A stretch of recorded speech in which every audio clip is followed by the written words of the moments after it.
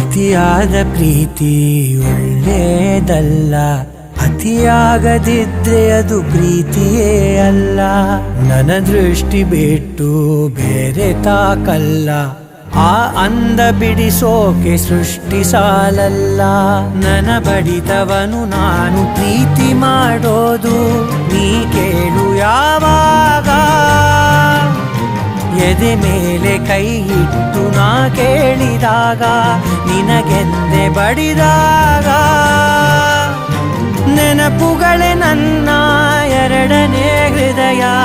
ಈಗ ಈಗ ಈಗ ಯಾವಾಗ